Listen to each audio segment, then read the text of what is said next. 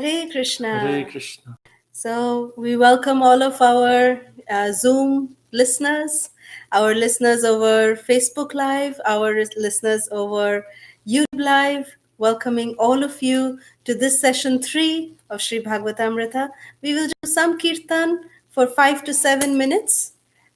We thought that this could be a nice way to start off every session. Okay, Srila Prabhupada ki Jai. jai.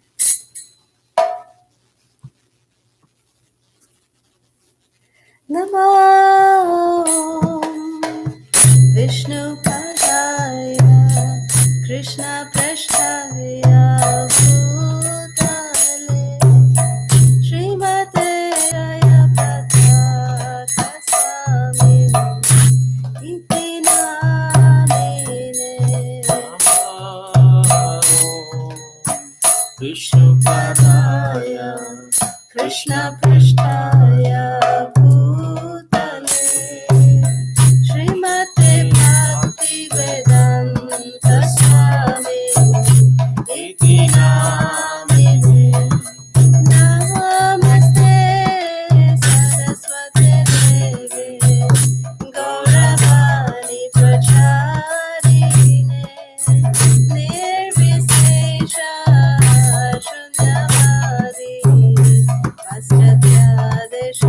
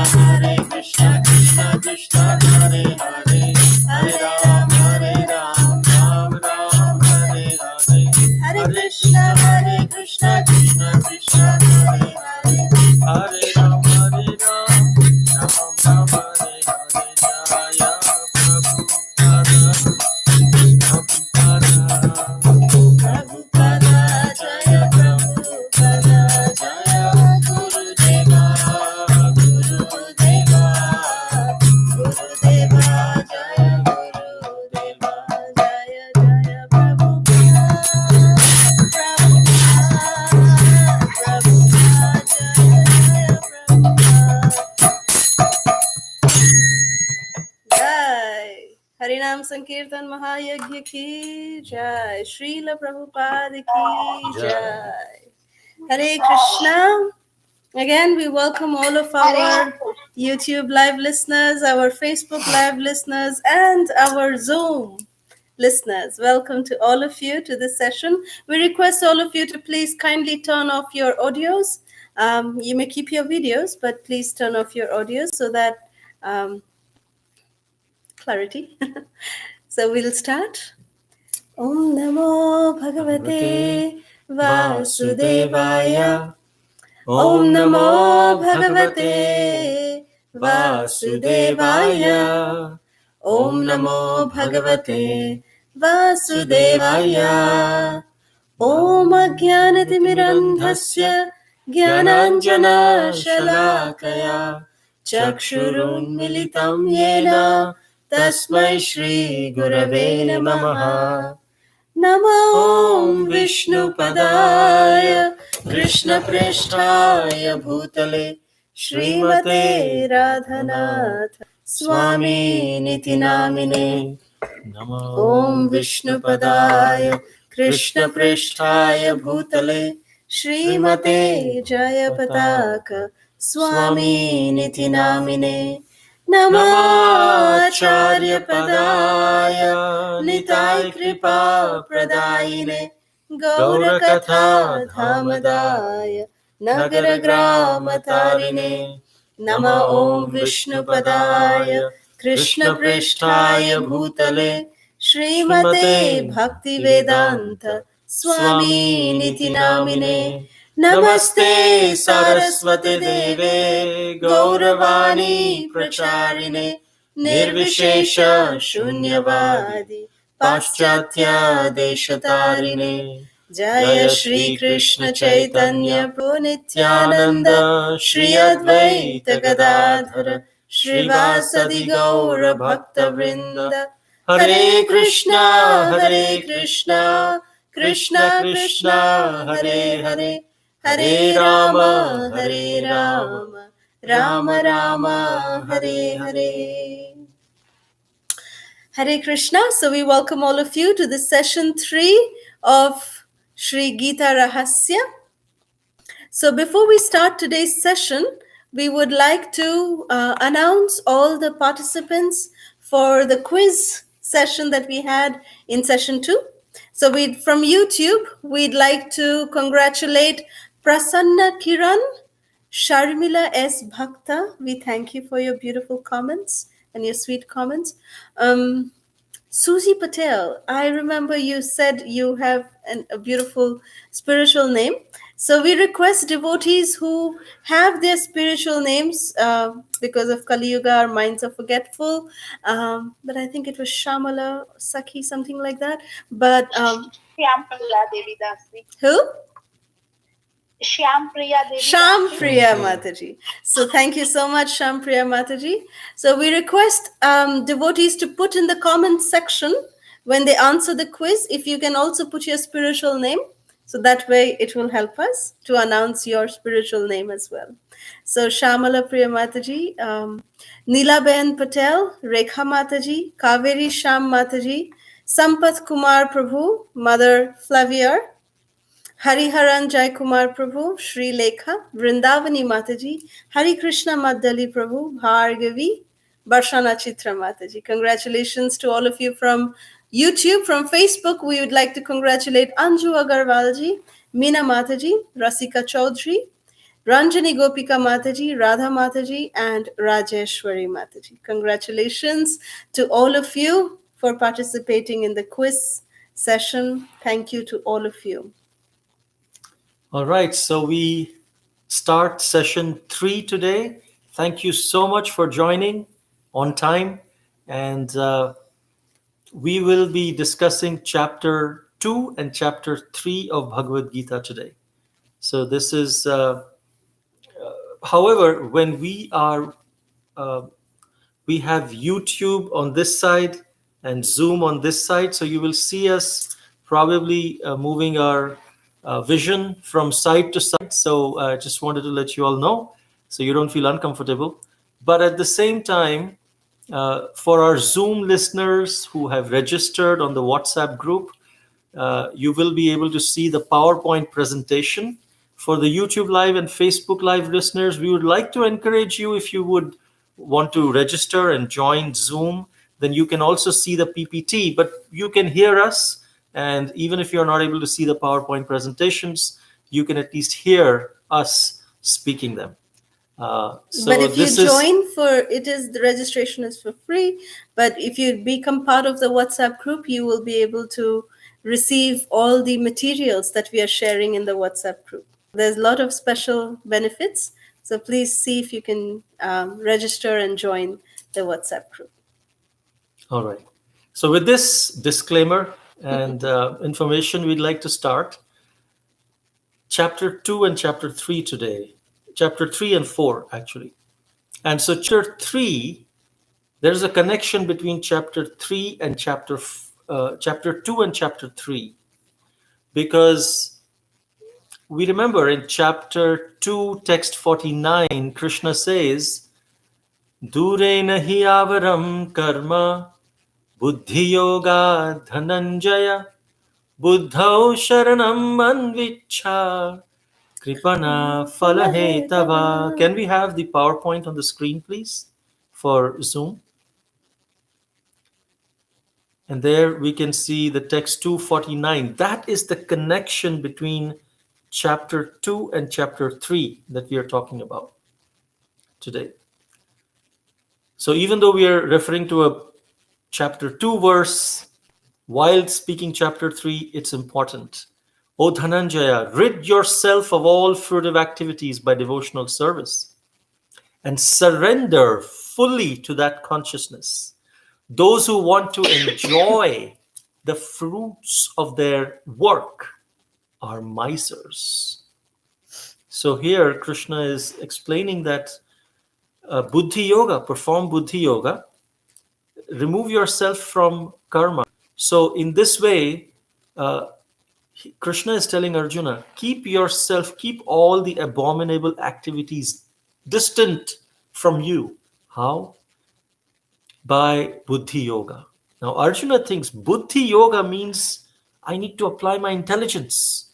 Krishna is telling Buddhi Yoga. In the verse itself, Buddhi Yoga Dhananjaya. So he said, Buddhi, intelligence, I need to apply my intelligence.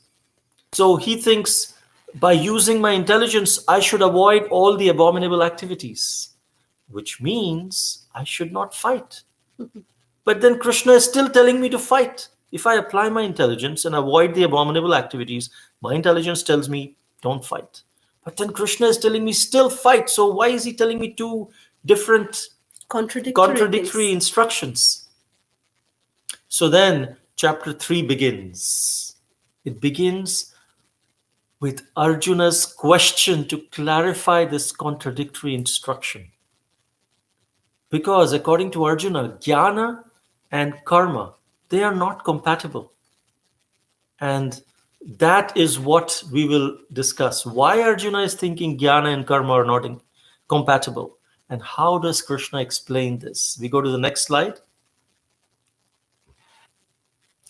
Breakdown of chapter 3. Next slide, please. It says that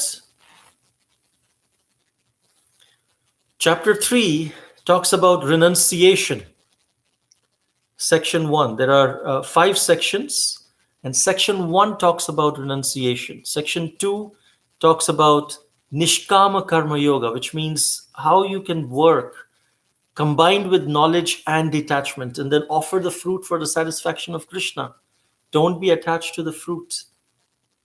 And therefore, nishkama karma yoga allows the devotee to perform karma yoga, but in a detached nishkama way. And then section 3 raises Arjuna. Krishna is raising Arjuna from karma kanda to karma yoga. Yoga means to connect, to link. So anything that we do is linked to Krishna in some way or the other, it becomes yoga. If our work is linked to Krishna, it becomes karma yoga. If it is not linked with Krishna, it's just karma. And then there is karma kanda. The difference between karma kanda, sakama karma yoga, nishkama karma yoga, and bhakti yoga. What is the difference? Lots of devotees are confused about it. And in a very few minutes, we will try to understand it in a very simple way. Just the difference between them. And trust me, I am a recipient of that explanation, because this used to really blow my mind all the time. I would be so confused. What is, karma yoga? What is nishkam karma yoga? Sakam karma yoga? And what's bhakti yoga? So today, the way Prabhu will explain it, I'm sure, just as the way I was able to see it in crystal clear light, you will be able to experience that as well. Very simple way, we will be able to resolve that. Hopefully, you will enjoy it. And it is, of course, based on Srila Vishwanath Chakravarti Thakur, Baladev Vidyabhushan, and Bhurijan Prabhu's explanations. And of course, our very own dear Srila Prabhupada. Of course, yes. So then section 4 talks about how to perform Nishkam Karma Yoga and set a right example. How do we dutifully act without attachment? How does that set an example for others when someone works but is detached? And then finally, Krishna gives a very, very important caution. He says, beware of lust and anger, because they foil one's performance of duties. You want to perform Nishkama Karma Yoga, Bhakti Yoga, they come and they distract us. So therefore, how do we regulate senses and how do we strengthen our intelligence to control lust? That's the section 4. 4 sections of chapter 3. Sorry, 5 sections. 5 sections, sorry. So at this point, we can end the presentation now. Another thing that we'd like to encourage our listeners is, if you have any questions, please feel free to write them down and ask us at the end. So please feel free to do that.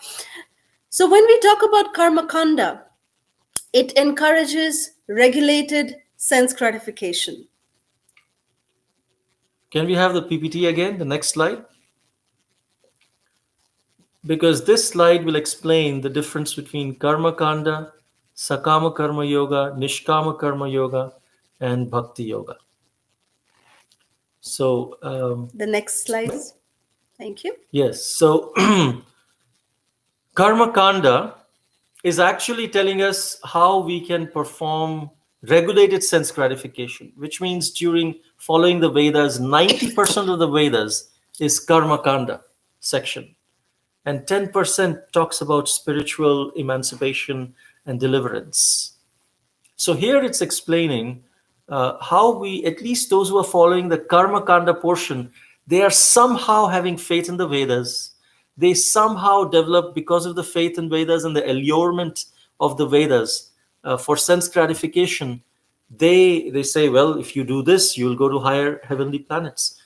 In order to do that, you need to accept a higher authority. So at least they are not just conditioned souls. They are at a path where they accept a higher authority, like a god or something like that.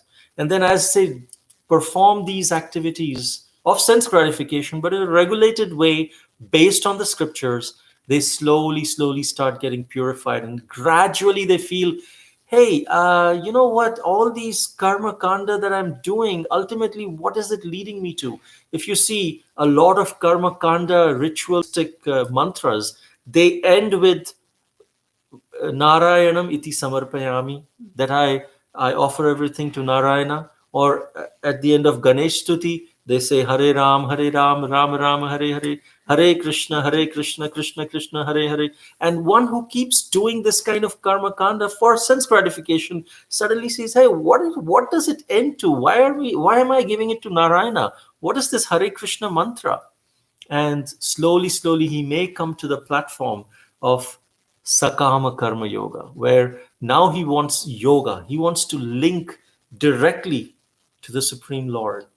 But he's doing Sakama Karma Yoga. He's doing Karma Yoga. He's doing yoga because he's offering his results to Krishna. But he is attached to the type of work that I want to, I have a certain propensity. I want to work that way only. And so I like to do software engineering, or I like to do architecture, or I like to do something, and therefore I'm doing it. But while I'm doing it, why not offer it to Krishna?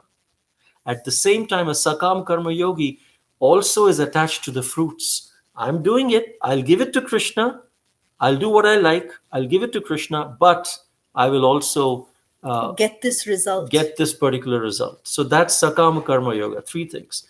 Nishkama Karma Yoga is same as Sakama Karma Yoga, meaning in terms of they are doing yoga, they offer the results to Krishna, they are also attached to the type of work. I still want to serve Krishna in this particular way only.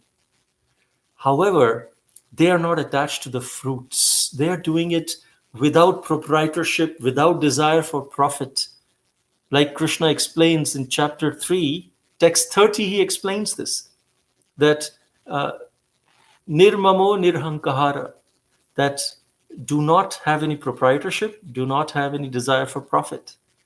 And then when you engage, offer your result to Krishna, it's nishkama karma yoga. But it's karma yoga because I'm still attached to the kind of work. I want to serve Krishna, but in the way I like to. Bhakti yoga transcends even that. Bhakti yoga, we offer the results to Krishna. We are not attached to the results, just like in Nishkam Karma Yoga, but now we are not even attached to the type of work. There is no precondition that I want to serve Krishna the way I like to. Here it becomes, I want to serve Krishna. I will serve Krishna the way Krishna wants me to. That is the difference, subtle difference between Nishkam Karma Yoga and Bhakti Yoga. If Krishna wants me to be a janitor, I will be a janitor. If Krishna wants me to be a king and serve, I will be a king. If Krishna wants me to fight, I will fight. That is Bhakti Yoga. Nishkam Karma Yoga is, I like to, I have a business propensity, so I will do business. But while I'm doing business, I will offer my results to Krishna. But Bhakti Yoga is whatever Krishna wants me to do, whether it's my propensity or not, I'm doing it not for me, but for the pleasure of Krishna. So I hope that explains in short about this. Okay, we can end the presentation now. And for a moment, we will discuss on the Bhagavad Gita 3.3. Now, these are the important verses in the Bhagavad Gita. In chapter 3, we can see that there are 5 important verses in the Bhagavad Gita. So out of all the verses in chapter 3, 5 of them have been selected to be the most important. So this is text 3.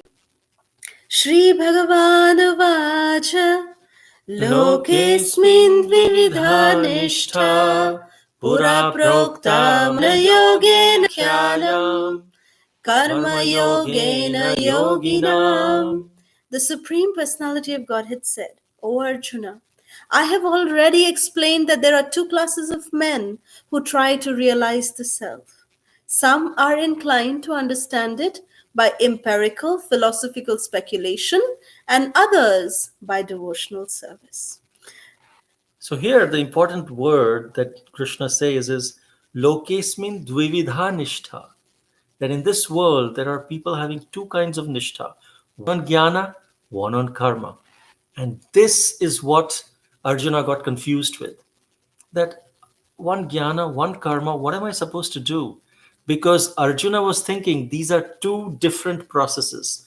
There is a jnana yoga process and there is a karma yoga process. But here Krishna is explaining, no, you're making a mistake. If you think these are 2 different processes, you'll get confused.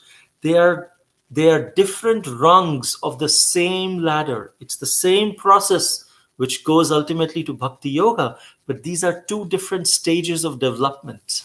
And when Arjuna understood this, it's not 2 different. It's 2 different stages on the same process.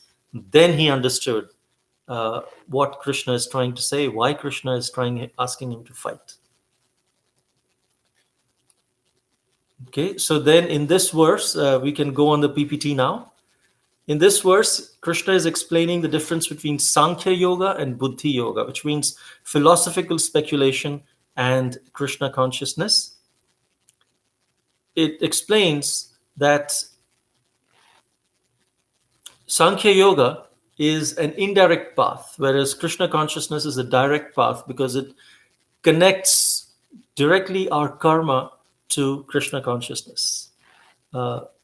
Now, Sankhya Yoga depends on our own personal endeavor.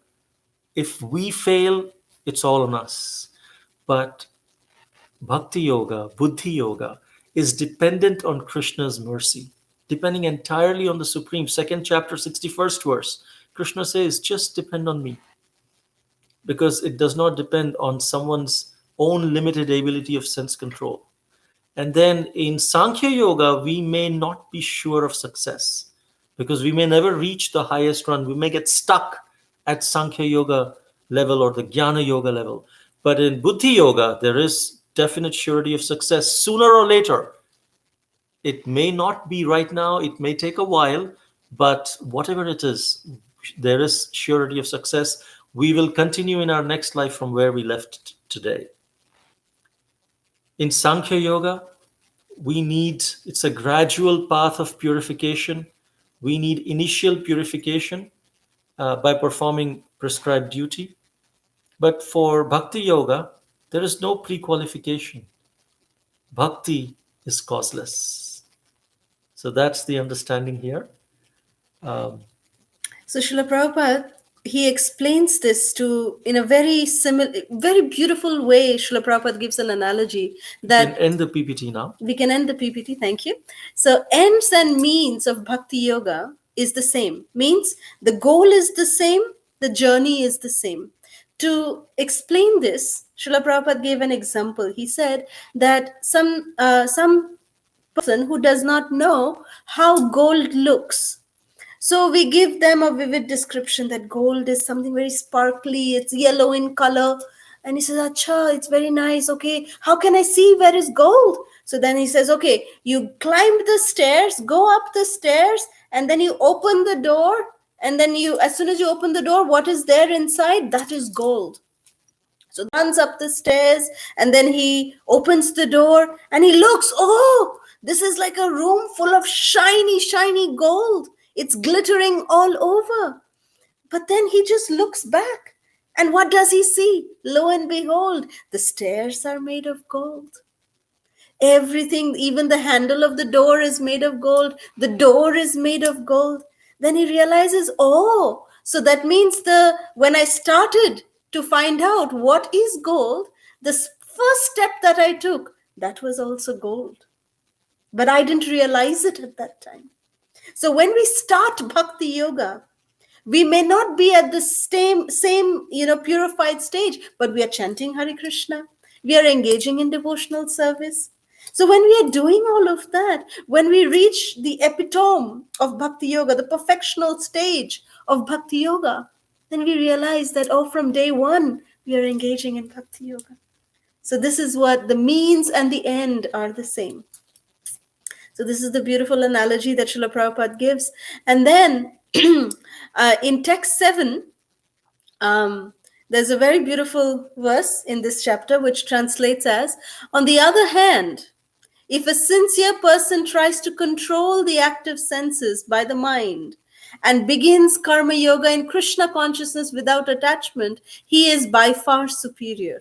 The verse previous to this, text 6, is saying that one who restrains the senses of action but whose mind dwells on sense objects certainly deludes himself and is called a pretender.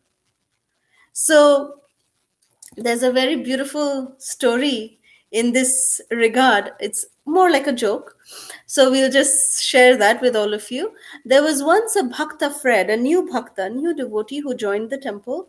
And there was very much, it was very important for all the new devotees to attend the morning program.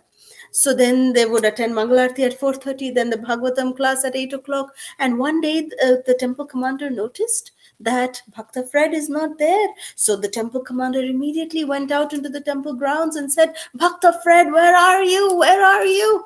And Bhakta Fred was lying nicely. He was lying on a huge stack of haystack, and right in front of the Goshala. And he was basking in the sun.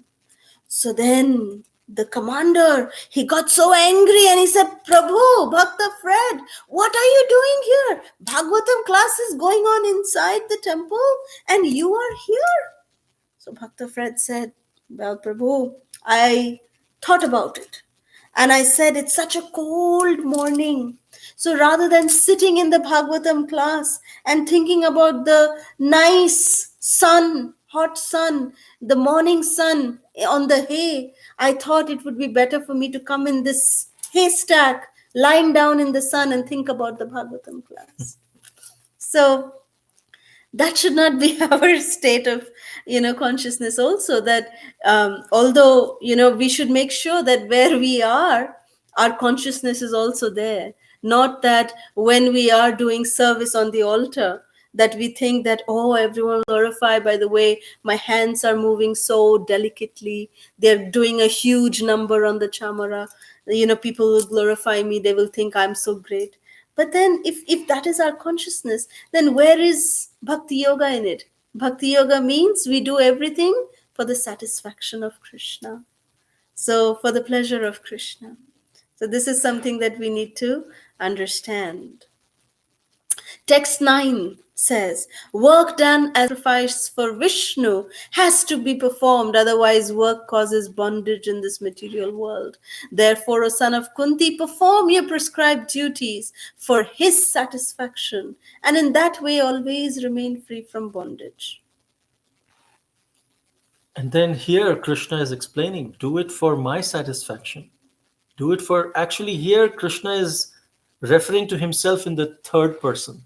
In the first 6 chapters, Krishna is just referring that Vishnu, Supreme. He doesn't say me directly in the first 6 chapters. From 7th chapter, he says me. You remember I was telling about you should serve him, that him is me. But in the first 6 chapters, he's still trying to prepare Arjuna's consciousness. He doesn't want to give him a shock that I am that supreme personality of Godhead. And so here he says that perform satisfaction for me, perform work for my satisfaction. And then he says that there were several generations of men, demigods, men meaning men and women, demigods, and sacrifices for Vishnu were sent. And that is the way to be happy. We satisfy the demigods. Demigods are in charge of different disciplines of rain. They send by rain, then we get grains. And then text 13, very important. He says, the devotees of the Lord are released from all kinds of sins because they eat food which is first offered for sacrifice. Others who prepare food for personal sense enjoyment verily eat only sin. This particular verse talks about the glories of honoring prasadam only and not anything else, because anything other than prasad is sin. So when people ask us as Krishna conscious devotees that, oh, you're vegetarians, Srila Prabhupada would say, no, we're not vegetarians, we are Krishnatarians. So in this regard, there's a wonderful story about Mahaprasad. You see, prasadam, we take it so much for granted, but in the Satya Yuga, it is explained that Narad Muni, one day, he came to Mother Lakshmi and he started serving her. And he served Mother Lakshmi, Goddess Lakshmi, in Vaikuntha for thousands and thousands of years. And Goddess Lakshmi was so pleased with the service attitude of Narad Muni. And she asked Narada that, my dear Narada, my dear son, you are serving me so beautifully. Please tell me, what can I do for you? Ask a benediction. So then Narada said, my dear mother, the only thing that I want only one thing, that is some remnants from the plate of Lord Narayan. Please give me something. So then Lakshmi Devi said, oh, no, Vishnu, I can't give that, because even I am not allowed to eat the remnants of Lord Vishnu. So then Narad said, then I don't want anything else. That's my only desire. So Goddess Lakshmi was so sad. She was so upset. So that day in the afternoon, when she was serving Lord Narayan could immediately understand that, my dear wife, what happened to you? Why are you so sad? And she explained that, oh, see, Narada served me so these many years. And then when he asked me for a benediction, it's something that I can't give. Narayan said, why? Why can't you give? What did he ask? He said, then Lakshmi Devi said, this is what he asked. He asked remnants from your plate. And Lord Narayan just smiled and said, okay, you can fulfill his desire. You can give him what he wants. Become happy. I want to see you happy. So then Lakshmi Devi was very blissful. And that day she called Narad right after Lord Narayan left. Narad, come. Look, I have some Mahaprasad from Lord Vishnu's plate. And she gave him rice, dal, sabji, the glorious Mahaprasad in Narad Muni's hand, and Narad Muni ate it, and he offered his obeisances to Lakshmi Devi in gratitude. Thank you, mother, thank you. And then singing Radhika Raman, he just left from Vaikuntha. And the first loka that he came to was Kailash. And when he was coming on Kailash, Narad Muni was in ecstasy. He was in bliss because he has honored Mahaprasad. So Lord Shiva said, Narada, what's wrong with you today? There is something different about you. Come here. So Narada said, yes, Bholenath ji, yes, I am superbly happy today. I'm in ecstasy, I'm in bliss. I got this special mercy from Goddess Lakshmi. Then Lord Shiva heard what Narad Muni got, and Lord Shiva became very angry. He said, Narada, you consider yourself my friend. How could you? You got such a rare mercy. None of us have heard about Mahaprasad from the Lord's plate. You got that, and you claim me to be your friend. This is how you treat a friend. You got such rare thing you didn't give me. And Narad Muni was, oh, Lord Shiva, I feel so bad. I feel so terrible. I didn't give you. Oh, look. There is one grain of rice stuck to my nail. Here, take. And he gave that one grain of rice, which was stuck on Narad Muni's nail. Lord Shiva ate that one grain of rice and he started doing Tandav Nritya. He started doing the devastation dance. And Goddess Parvati, she came out and said, Hey Shiva Shambhu, what's wrong with you? It's not yet time for Pralaya, my Lord. Don't dance like this. And Lord Shiva said, Oh, you don't know anything. I'm in ecstasy. Don't disturb me. I said, Oh, what is your ecstasy? And said, Oh, this is what happened. Look what I got. That's why I'm in ecstasy. And then Parvati Devi said, but I am your Ardhangini. I am your Sahadharmini. I am your wife. I am your better half. How come you did not give me little bit? At least half of that rice grain you should have given me. So then Lord Shiva said, he wanted to just joke with Parvati Devi. So he said, you, Goddess Parvati? No. You are not qualified to get Mahaprasad. That mercy, you are not qualified to get. Then Parvati Devi took it very personally and she said, why? Why am I not qualified? She said, so Lord Shiva said that you are the jailer of this material world, and you keep the conditioned souls in forgetfulness of Krishna. You are doing that service. You are Maya Devi. You are Mahamaya. How can you partake of this mercy of Lord Narayan? So then Parvati Devi, she took it too personally, took it up as a personal challenge, and she said, you really think so? I am actually your wife. You are called as Vaishnavanam Yatha Shambhu. You are Param Vaishnav, so I am Param Vaishnavi. So I promise today that not only will I eat Mahaprasad of Lord Vishnu, but I will make sure that everyone who is under me in my prison house, even they will get Mahaprasad. And then immediately Lord Narayan, as soon as he heard this happening in Kailash, from Vaikuntha, the Lord immediately manifested in Kailash and he said, hey Kalyani, what did you say? This is some rare commodity and you're just making like a declaration. And she said, well, my Lord, I have made this declaration. Now it's your duty to make it happen. So the Lord just smiled and said, yes, my dear Katyayani, yes, I will do that. So he said, when I come as Lord Jagannath in the Kali Yuga, then my Mahaprasad, my Prasad will first be given to you, who is Bimala Devi, the form of Bimala Devi. And that, when you honor that Prasad, and it will become Mahaprasad, because when Prasad is honored by a pure devotee, it becomes Mahaprasad. And the Lord said that Mahaprasad then will be distributed to everyone in the material world. So it is by the mercy of Mahamaya, goddess Katyayani, goddess Durga, that we are getting this Mahaprasad. And this is something very, very, very, very rare, very special. And we have that, wonderful thing that we can just offer our food to Krishna and eat that. That is Mahaprasad.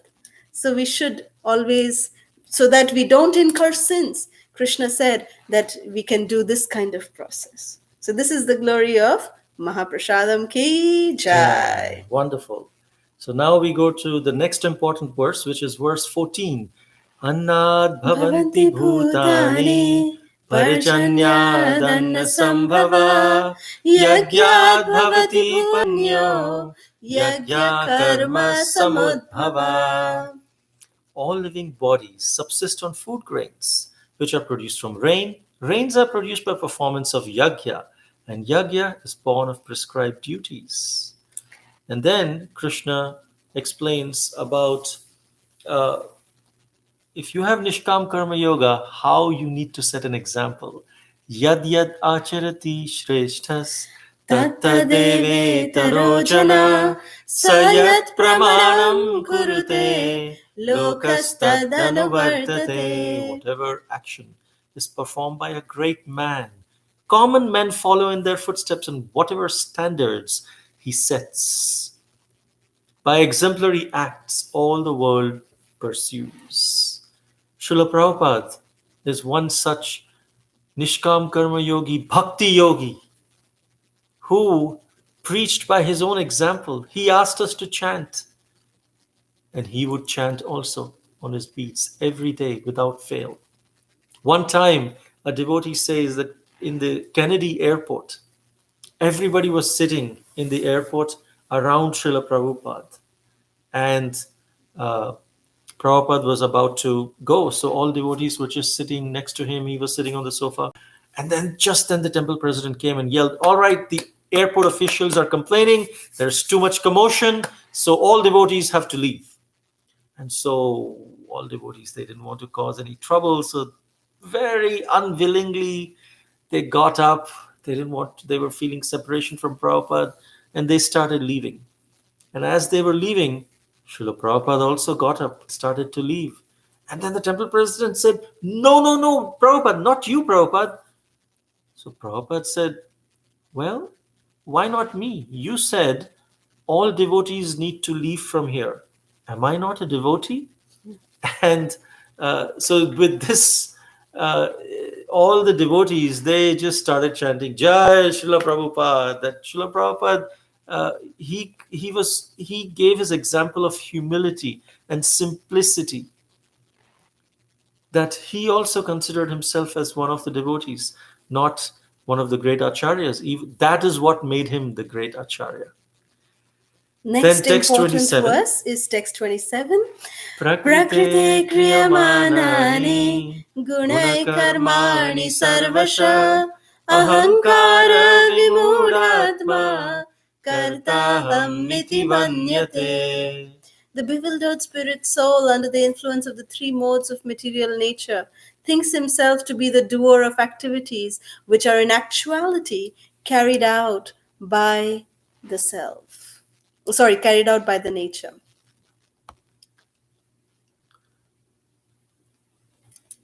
So the next important verse comes, which is Krishna is speaking. Krishna here is talking about a very, very important topic. This is text 37, where Krishna is saying, Shri Bhagavan Vacha Kama Esha Krodha Esha Rajo Guna Samudbhava Mahashano Mahapapma Vidyenam Iha Vairinam. The blessed Lord said, "It is lust only, O Arjuna, which is born of contact with the material modes of passion and later transformed into wrath, which is the all-devouring sinful enemy of this world." Now, we must understand that when we use the word lust, it just does not mean that it is it is talking about the attraction between the opposite sexes. It's not just that. So can we have the PPT, please, where we are describing the characteristics of lust? The PPT, please. So the characteristics of lust is described by Krishna from text 37 Next one. to text 41. Krishna says in text 37 that lust is born in the mode of passion, and it changes into wrath, and it forces us to act sinfully, and it becomes the greatest enemy of the living entity. And it covers, Krishna says in text 38, that it covers the pure living entity's consciousness. Just like smoke covers fire, just like mirror is covered by dust, or just like the embryo is covered by the womb. And this actually talks about embryo. Smoke covers fire is people in the mode of goodness. Mirror covered by dust is people in the mode of passion. Embryo covered by the womb is much, much more thicker layer. And so that's for trees and others which are in the mode of ignorance. So the sitting places of lust, Krishna says even that what are the sitting places of the lust? Krishna says that it's the senses, the mind, and the intelligence. And this lust, it covers knowledge, it covers the self-realization. It is an impeding factor to our self-realization. So it is explained that lust is just not the physical attraction between man and woman, but lust is just unsatiated desires. And Srila Prabhupada here explains lust is an enemy who comes as a friend, just like Pralambasura. He came in to Krishna and Balaram, but then he took Balaram way in the detail in the forest. And Balaram, who is representative of the Adi Guru, he was able to slay Pralambasura, which is identify and slay Pralambasura, which is lust, representative of lusts, and all of the other things. So, similarly, the spiritual master can identify and vanquish, but the devotee, to get rid of lust, the devotee has to do special endeavor. These are the demons that Krishna did not kill. If Krishna killed, we pray to Krishna, those demons Krishna will kill within the heart. But those demons that Balaram killed, we have to make a special endeavor, and then by mercy of the spiritual master, by Balaram, they can go away. It is very important to know where the enemy is hidden. In a war, if we know where the enemy is hidden, 50% of the battle is won. And Krishna has revealed the location of the enemy. It's hiding inside our senses, in our mind, and our intelligence. Next slide. So Krishna then gives us the process by which how we can fight lust, how we can overcome lust, how we can actually behave in a way that lust does not affect us. The first process, Krishna says, is by regulating our senses, because the intelligence and the mind are very difficult to control in the beginning. But so one can start by regulating the senses. And how to regulate senses? By devotional service, by engaging the senses in devotional service. You see, the example is often given that, it is not that, just say that, oh, don't do this. My dear senses, you're not supposed to do this. Don't do this, don't do this, don't do this. Then the senses, they're like children. Anything that we tell them not to do, they want to do that. So therefore, we must give them a better engagement. Give them an alternative. So the senses, what do the senses like to do? Nose likes to smell, eyes like to see, tongue likes to speak and taste. So engage them in Krishna's service. How? By taking Krishna Prasad, engaging the taste, engaging the tongue. By speaking about Krishna, engage the tongue. Like this, engage the senses by, dovetailing our activities in the service of Krishna. under the direction of the spiritual master. Engage the soul in different Krishna conscious activities. One can attack the lust in the mind and the intelligence by contemplating that they are, that we are actually eternal spirit souls. We are not this body, we are not this senses, we are not this mind, this intelligence. And thus, by practice, we can start acting on the spiritual platform. So intelligence will become strong, mind becomes engaged in Krishna consciousness. So this is the way that we engage ourselves in consciousness. And if there is no Krishna consciousness, then, and we try to control the mind and the senses artificially, then they drag our mind, the mind drags the intelligence, and intelligence drags the soul into sense gratification. So best is Rishikena Rishikesha Sevanam Bhakti Ruchyate. So this brings us to chapter 4. We can next slide, please. So there is a connection between chapter 3 and chapter 4, which is entitled Transcendental Knowledge. So in chapter 3, Krishna explained that lust covers knowledge and that ignorance binds us to this material world. And that dutifully, when we are, karma yoga, it actually means, nishkam karma yoga, it actually means to attain transcendental knowledge. So therefore, this chapter is glorifying and talking more in detail about transcendental knowledge. So then, these are the different sections that we saw of the transcendental knowledge. First is that transcendental knowledge must be received by disciplic succession. This section 1 is about transcendental knowledge of Krishna, which means it must be received in disciplic succession. Then when we receive this transcendental knowledge in disciplic succession, we will be able to reveal the truth about Krishna's form, his activities, his birth. And when we know these truths and we take shelter of Krishna, then we become purified. This is section 1 all the way up to first 10 verses. Then 11 to 15, it talks about how to apply transcendental knowledge. Because if you just have knowledge and you don't apply, it's of no use. So Krishna is explaining that I reward everyone's work and I award the fruits according to your desire and what you deserve. Desire and karma. And then when we understand Krishna in this way, then it keeps us from transcendental knowledge. Then section 3 talks about understanding karma on the platform of jnana. If you see, all of these sections are on the right-hand side of the slide. Even though left-hand side is overpowering, it says overview of chapter 4. You can expand the screen.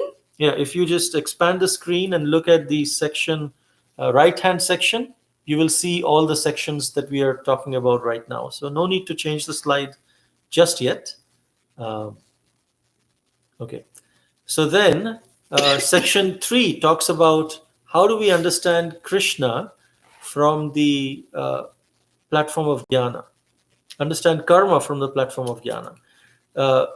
By karma, vikarma, and akarma. And here Krishna is explaining the idea of akarma. Akarma means when we do any good karma, we get good results. We do bad karma, we get bad results. Akarma is the art of acting in such a way that you will not receive any reaction. Action produces reaction, but here it does not produce any reaction. Actually, it does not produce any material reaction.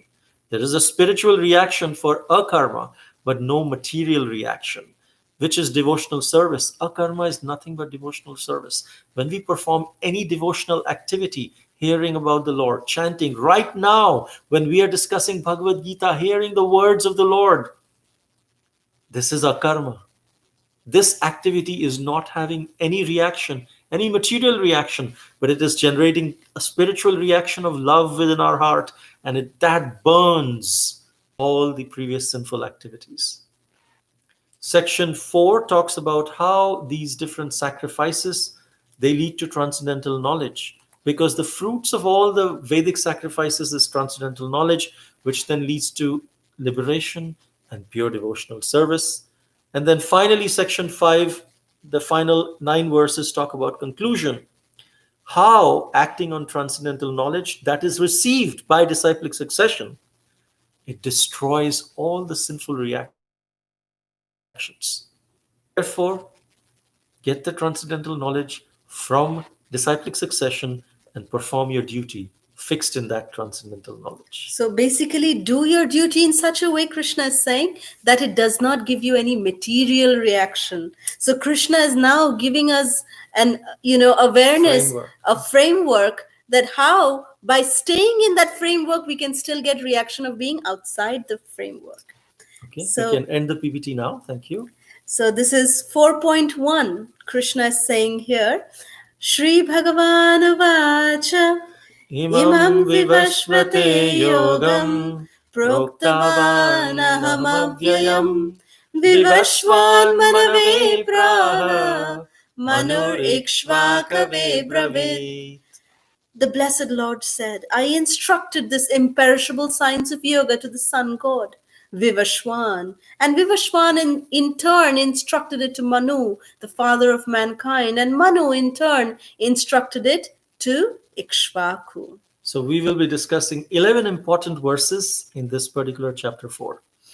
4.2. So Krishna himself is saying he is establishing his authority. That what is his authority to speak about the Bhagavad Gita to Arjuna? So then Krishna is saying, Evam parampara praptam imam rajarshayo vidu sakalene mahata yogo nashta parantapa. This supreme science was thus received through the chain of disciplic succession, and the saintly kings understood it in that way. But in due course of time, the succession was broken, and therefore the science as it is appears to be lost. Sa evayam maya tedya Yoga prokta puratana bhaktosi me sakha cheti rahasyam yetaduttamam. Very important verse. To understand the Gita, we cannot be anything. This is the qualification.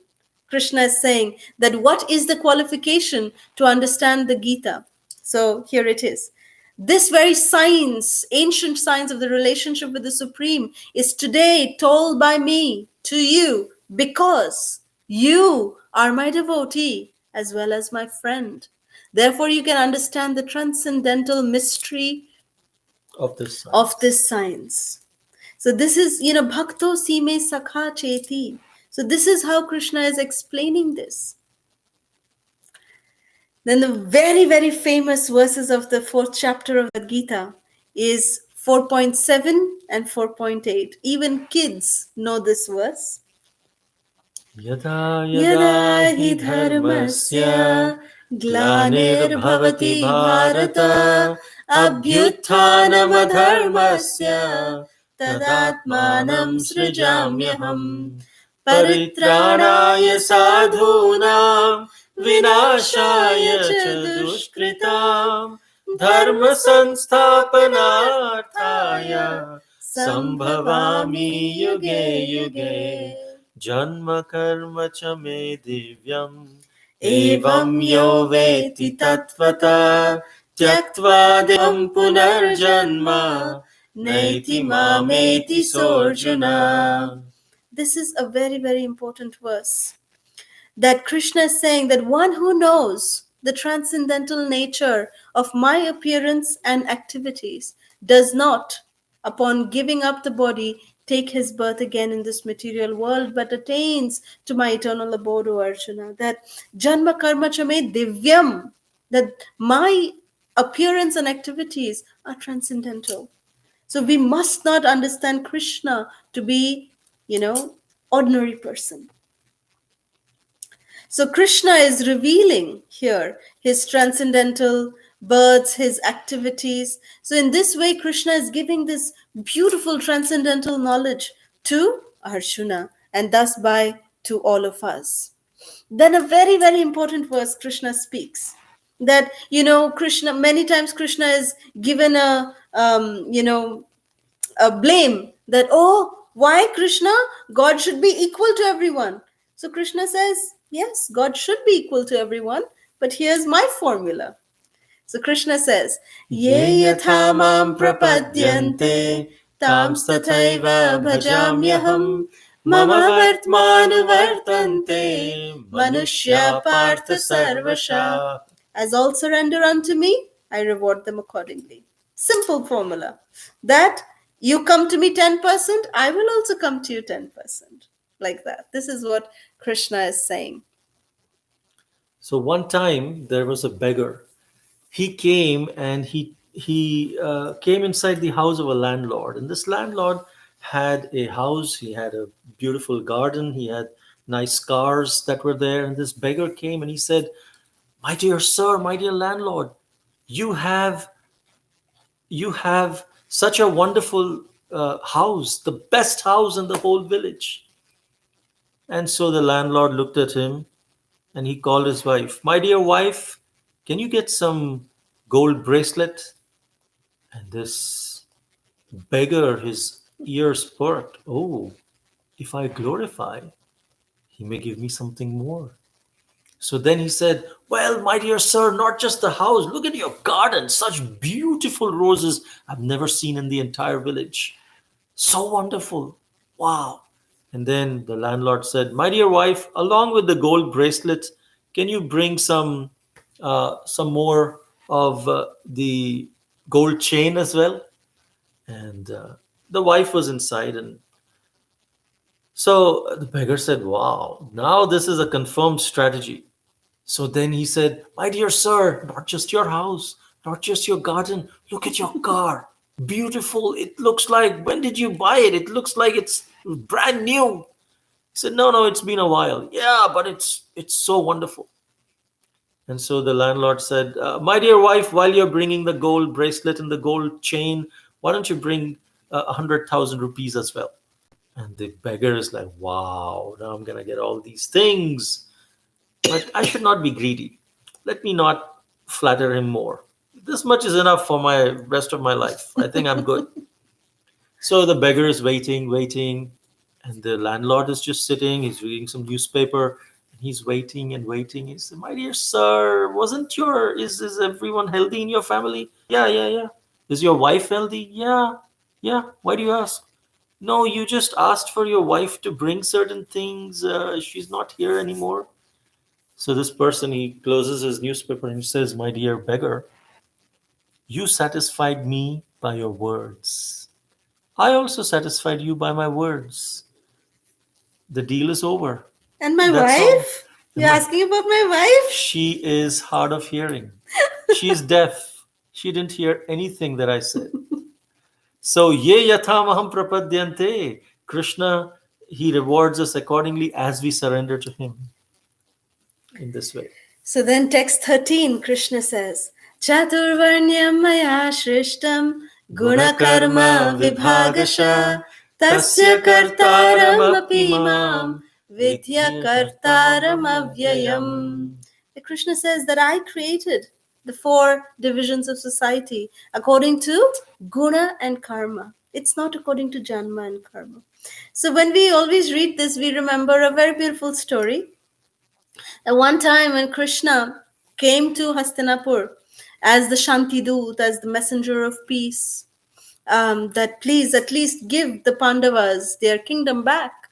So then Duryodhan, he came to Krishna, and Duryodhan So I'll said, play Duryodhan and Kalasudha will play Krishna.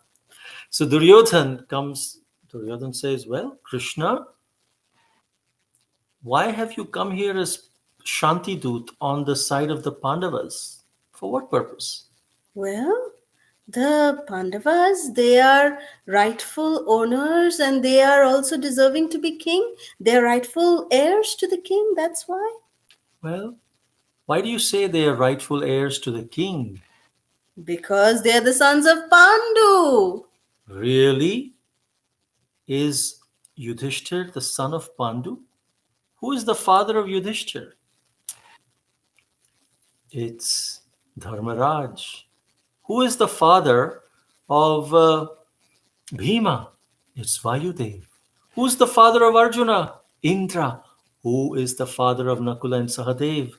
The Ashwini Kumaras. So how? So why are they asking for the kingdom? They're not even the sons of Pandu. Duryodhan? Okay. Mhm. What about you? What about me? I'm a legitimate son of my father, Dhritarashtra. Okay. But whose son is Dhritarashtra? Vichitra Virya. Really? Are you sure? Shall we lock it? I think so. No. Dhritarashtra is the son of Vedavyas. He is not the son of Vichitravirya. All right. I think you took my argument too seriously. It's So okay. if Let's you continue don't our deserve Shanti. the throne too, then according to your argument, my dear Duryodhan.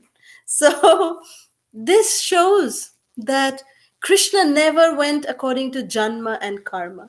It's always Guna and Karma. That the Pandavas, by their actions, they were the rightful, heirs to the throne. And then Krishna talks about how to approach a spiritual master. Very, very important verse. In text 34, Krishna says, Tadvidhi pranipatena pariprashnena sevaya upadekshanti te jnanam jnaninas tattvadarshina. Just try to learn the truth by approaching the spiritual master. Inquire from him submissively and render service unto him. The self realized soul can impart knowledge unto you because he has seen the truth. So, with this, we end today's session. And before we take any questions, we will come to our live interactive session. So, our live session, today we ask one question to all of you.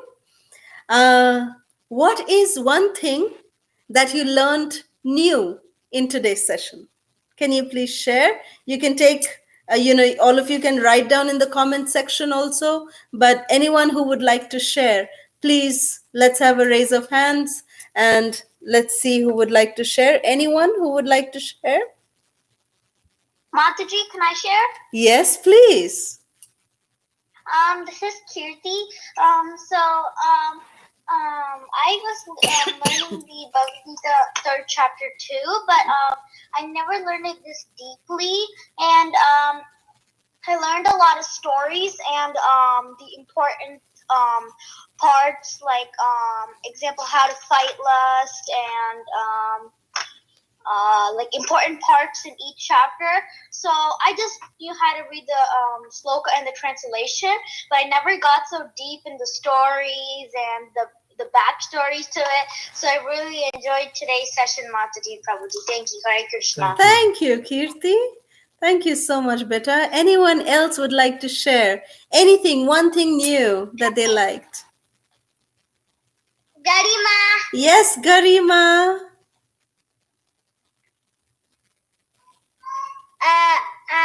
I learned that if you reciprocate with Krishna, then Krishna will reciprocate with you. Wonderful.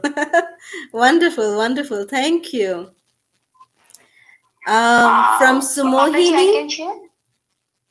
Yes, please. Who is this? I'm Anju Agrawal here. Yes, Anjuji, please come. Yeah, so today, when we told the story of Prabhupada, when everybody told him to get up, all the devotees go, it was so beautiful and touching that he just got up and he also said, also I'm a devotee. So many times, it just get carried away and we just feel that we are superior than others. The senses, just the mind, intellect especially. And it was so touching, he also just got up, and this is a very, very new learning for me. Wonderful. That really is a very touching story. So thank you, Anjuji, for sharing with all of us. Thank you.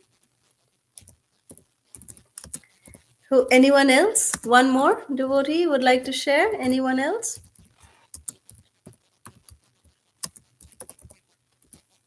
Hare Krishna Mataji. Hare Hare Krishna. Krishna. This is Suresh Dinakaran. Hare Not Krishna. learning, but just want to express my uh, the way in which you told the story as like a mother telling a story to his kids, so that it won't get erased from the sense. That's what I understood from the way in which you narrated the story. I really like that. For sure, I'm not going to forget any of the story which you told in today's session. But for sure, for all the sessions, but for today's session, it was so great that you expressed all the way in which mother expressing the story to the kids. Thank you, Mataji. Thank you. Thank you, Prabhu. It means a lot. I'm just repeating what I've heard from my Prabhu, from my spiritual masters. So I'm just repeating that. So they are very kind. They explained to me in such a wonderful way. So thank you, Prabhu. Thank you so much. Hare Krishna, Mataji. Hare Krishna. Hare Krishna, Mataji. Hare Krishna. Sumogini Govinda Mataji. Yes, Hare Krishna. Hare Krishna. Actually, I like the explanation about the guna karma, Mataji. That Krishna sees only our guna and karma. So this is what that touched me, Mataji. And daily, whatever stories you are sharing, I am sharing with my 4-year-old son. So he's daily asking me, "Oh, what did you learn today? What did you learn today?" He's so excited. What stories did you learn today in the class? So I'm very much thankful to you, Mataji, for the wonderful stories you're narrating in between. Thank Thank you so you. much. Thank you. Thank you.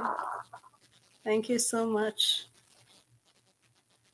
Hare Krishna Maji, Dandavat Pranam. This is Shyampriya Devi Dasi. I just wanted to share how you were saying about the intelligence that we know that we have to do bhakti and everything, but we have the intelligence, but if we do not apply that intelligence, then it is of no use. So the intelligence is the main thing that will take you forward in bhakti. That's what I learned today. Wonderful. Hari Bol. Wonderful realization. Thank you, Mataji. Thank you. Okay, so now we thank you for sharing. The next question is please share one quality that you like, that you are attracted to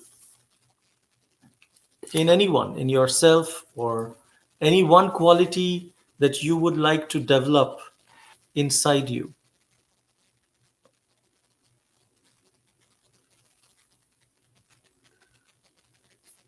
Thank you, Rasmita Hare Krishna, Mataji. Mataji. Hare Hare Krishna. Hare Mataji. So not I'm trying to develop that that one from one of Mataji from Philadelphia Temple. I don't want to say her name, but the way in which she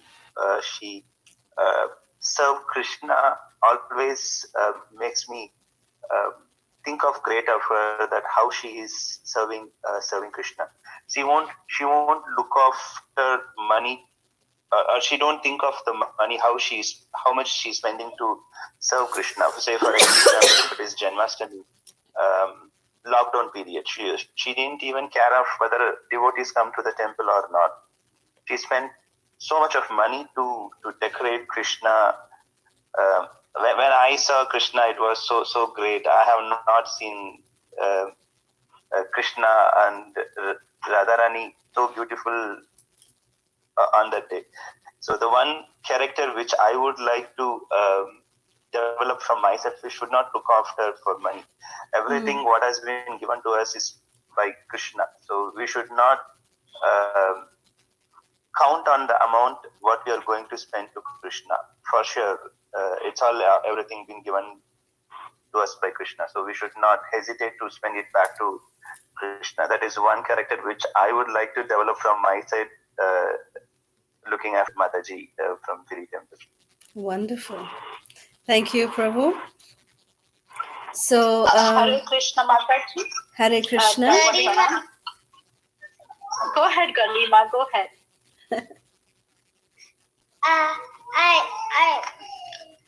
I learned that you always serve your guru and learn from him and ask questions. Wonderful. Wonderful. Thank you, Garima. Thank you so Mataji, much. can I go next? Yes, Kirti. Madhubhashini Mataji. Yeah, Madhubhashini. So, Yes. Mataji, I actually want to be like His Holiness Jayapataka Swami Maharaj because Maharaj was so persistent even during hard times, and even since I'm going to school and everything, doing my rounds and everything is really hard. But I want to be as persistent as I can and keep going with my Krishna service. Wonderful. Thank you, Kirti. So we have some comments where they have written a few things. So we thank all of you. Yeah, someone Ishwari- liked the clever and smart conversation between Krishna and Krishna and Duryodhan. Duryodhan. Very interesting. Yes. Thank you, Shamsundar Shreya, Prabhu. that was Shreya. That was Shreya. Okay. Then Ishwari Radha Mataji is saying, I wish I could cultivate humility. And Gopavrindapal Prabhu is saying sincerity. Muskan Yadav is saying humility and being down to earth. More humble by Sujata Mataji. Anju Agarwalji, complete surrender. Narsimha Gaurhari Prabhu, okay, to develop control of passion. Thank you so much for your okay, Hari Krishna Madali Prabhu, service attitude that pleases Krishna. Yes, controlling anger. I see Prem Bhakti Lata Mataji saying, if the Zoom gets linked with YouTube, we also could get opportunity to view the presentation, please. We would request you if you could join the WhatsApp group and you can get the Zoom link as well. And then you can join on Zoom. There's a specific reason why we are not doing that. So we request if you can get on Zoom, then you can see the presentations as well. So Okay, at this point,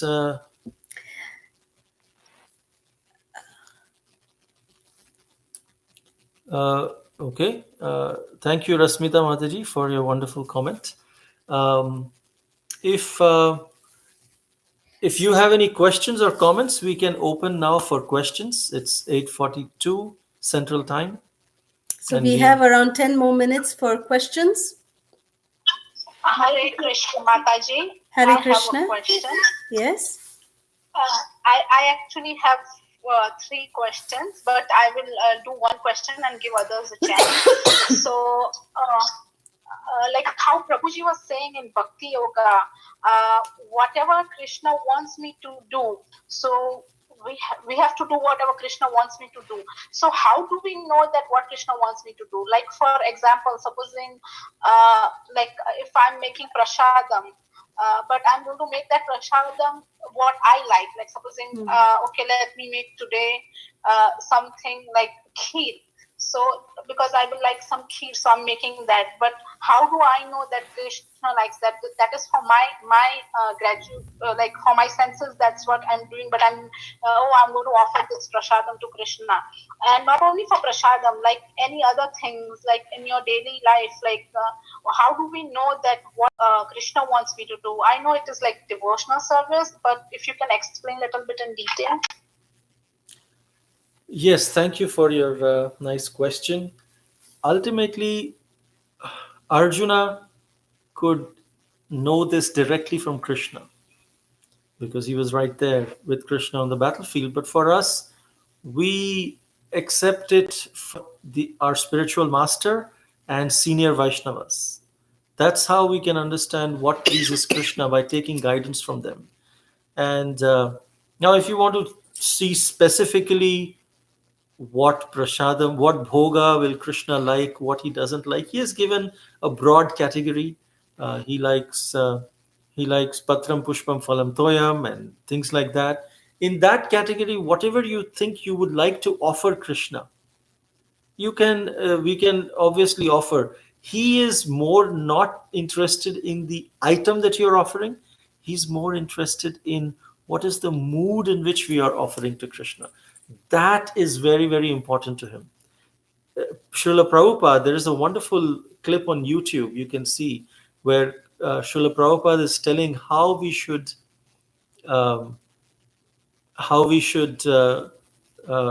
offer to Krishna, and he Srila Prabhupada is saying we should offer in a way saying, Krishna, I am very, very fallen. I don't have anything, but you are so great. And then Srila Prabhupada's voice starts cracking up.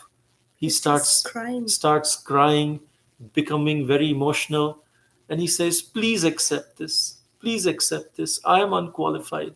But if you accept it, uh, whatever little mistakes I've made, please forgive me and accept this.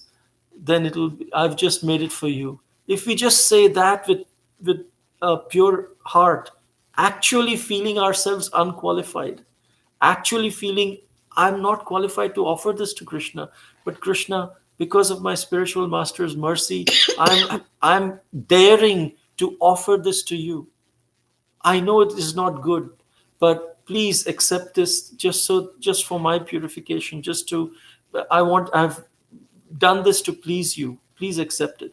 If we say it in this prayer, that I'm not qualified and I'm dependent on your mercy, in that mood, then Krishna will accept it.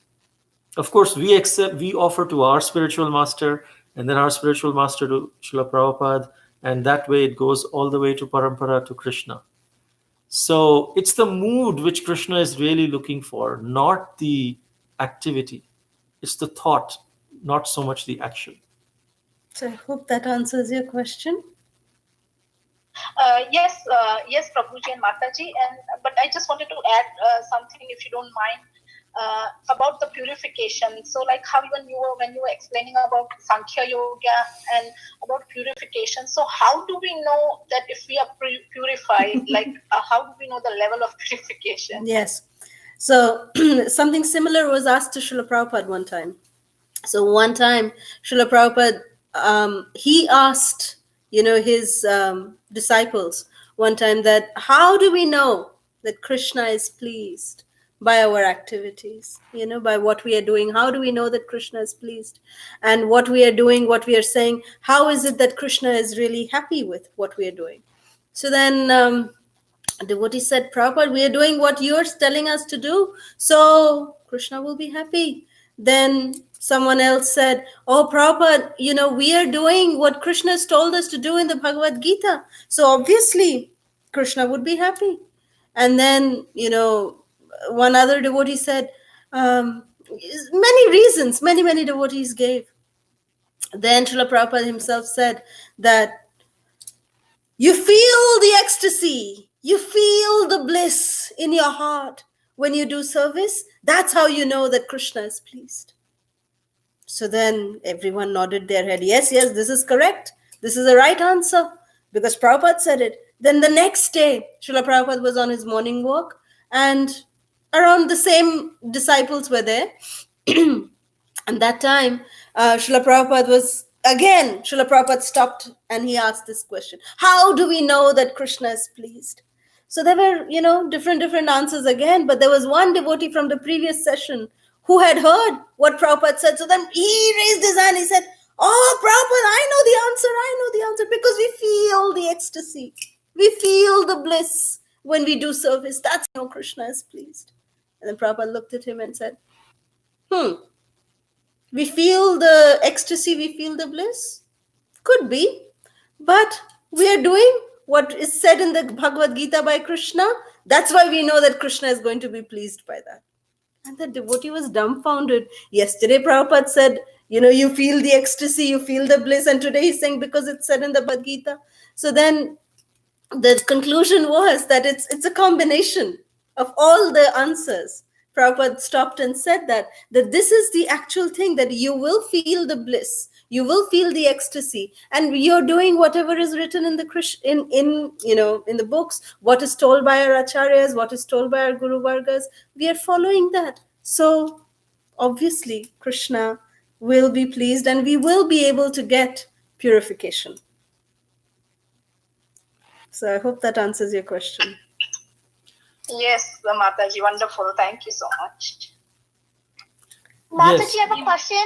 I have a question, Mataji. 1 minute, I think. Anju Agarwal Mataji and Madhubhashini Mataji also asked. So Garima, can we ask you to go third? I think it was it is Kirti who's having a question, right? So first we'll ask Anju Agarwalji. You can please ask your question, and then we can ask Kirti. Hare Krishna, Mataji. Hare Krishna. Actually, there is a slide. I know that we are not supposed to offer food made out of onion and or garlic also as prasad. But I just wanted to know the reason behind it. Why onion and garlic, though they are vegetables, but we are not. We should not offer the prasad made out of it to Krishna. Okay. In the Padma Purana, I'll tell this story very quickly so that we can take Kirti's question also. So, in the Padma Puran, there is a very beautiful story about the history of onion and garlic. That it is said about the origin of onion and garlic. It's said that there was once in the Treta Yuga, there was a Brahman, a very, very qualified Brahmana. He was expert in performing gomad sacrifices, means sacrifice where cow is offered in sacrifice. And he was expert in doing that, and he had a very wonderful wife, a Brahmani, and she was pregnant at one time. And she, because in pregnancy you get different cravings, so she had this craving to eat cow meat, and she herself was feeling that how can I feel like eating cow meat, but I am feeling so much to eat cow meat. So she went and told her husband that, please, my dear husband, I don't know what to do, I am feeling like eating this cow meat. So the husband said, no, no, no, no, no, you can't do this. Now you can eat some lower animal, but not cow meat. It's sinful, it is offensive, it is sinful, don't do that. So then the wife said, no, I can't help it. So then the husband said, do what you want to do, I can't help you. So then the wife, the next day was supposed to be a yagya. So an elderly cow was cut up and kept. Generally the sacrifice is considered successful when an elderly animal is offered to the sacrifice and it comes back with, a younger, like a calf, it would come back. So this Brahman was going to do this gomad sacrifice the next day. So the wife went and took 2 chunks of that cow meat because she was so much craving for it. And she came to her kitchen, but then when she saw all that blood and, the flesh and all that, she just said, ew, she immediately started wanting to throw up. So she just, threw it outside her kitchen window. So when she threw it, and then she left and all that. And then the next day, it was seen that the Brahmana, he sacrifice, he offered the cow meat into the sacrifice. The calf came back alive, and when the calf came back alive, at that time, even the 2 chunks of flesh that was there, that was also that also became alive, really. And and one of them became the plant onion, the other became the plant garlic, like the tendrils and the veins and things like that. So that is the origin of onion and garlic. And it is said that we have to be, that's why it is not recommended to take onion garlic. And also there is the reason about, it's considered to be a vegetable in the mode of ignorance, and when we consume it, it incites in our mind, it affects it with the mode of ignorance, tamogun. And if we want to advance spiritually, Krishna says we should be in the mode of goodness. In Bhagavatam he says that. So we try to avoid, even though it's a vegetable, but we try to avoid because we want to have vegetables which are at least in the mode of goodness or passion, as much as possible in the mode of goodness. But onion, garlic, they incite negative emotions in our minds, and which are not conducive to spiritual life. So I hope that answers your question. Thank you. Thank you so much. Hare Krishna. Kirti, Hare Krishna. we come to you, Kirti. Yes, for your question. I have one question, Mataji. My question is, every single time in most of the slokas, Krishna is telling to think about me, like do everything about me and think about me like 24 hours. And there's a thing that's always mentioned called real devotion. So if we're just offering and we're chanting and we're doing our normal Krishna seva, is that real devotion, or what is the difference between normal devotion and real devotion? Some people say like you're really like you love Krishna if you're in real devotion. So I don't get the difference. Yeah, that's a very good question. The difference is, Prabhupada explained, is the same as uh, kacha mango and pakka mango, or Unripe. unripe mango and ripe mango. Both are mango, but the ripe mango is sweeter. And unripe mango, if it continues to be connected to the tree, it will eventually ripen, right? So we cook for Krishna, and Srimati Radharani in the spiritual world also cooks for Krishna. We perform arti for Krishna, we welcome him. In the spiritual world also they welcome him. We do so many things. All the devotional activities that we do here are actually being done by the gopis and Srimati Radharani in the spiritual world. But the quality of their devotion is like a ripe mango, completely ripened, because it's completely free of any lust, anger, pride, greed, envy. Whereas when we are performing devotional service here, uh, our intention is there to do it purely, but because of the association with matter, being in the material environment, we get affected by some of these anarthas. And so, even though we are performing the same devotional activity, the consciousness may not be as pure as Srimati Radharani. And that's why we need to do our sadhana very properly. We need to make sure we wake up in the morning, chant our 16 rounds, read Srila Prabhupada's books, and that will surcharge our consciousness to with pure energy. And at least for that day, it will take us through in pure consciousness, and we'll be able to fight all these negative emotions that keep coming in our mind. And if we keep doing that, eventually we will be purified, and then we can offer service as the servant of the servant of the servant of the gopis. Does that address? Thank you, Prabhuji. Yes, Prabhuji. Thank you. Thank you. Very beautiful question, Kirti. Thank you.